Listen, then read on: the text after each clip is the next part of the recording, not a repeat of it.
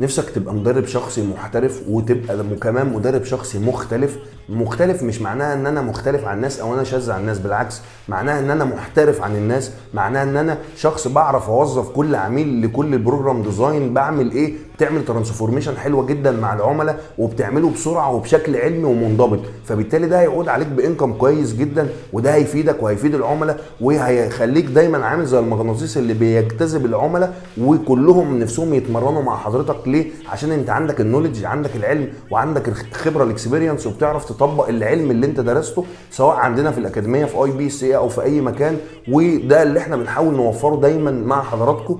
وخلي بالك ان الجزئيه دي مهمه جدا، ان انا ازاي ابقى مدرب محترف. معانا في IBCA بنعلم حضرتك ازاي تعمل بروجرام ديزاين، وخلي بالك ان البروجرام ديزاين دايما مختلف، مش العميل البيجنر بيختلف مع العميل الادفانسد، بيختلف عن العميل البروفيشنال. وخلي بالك ان البيجنر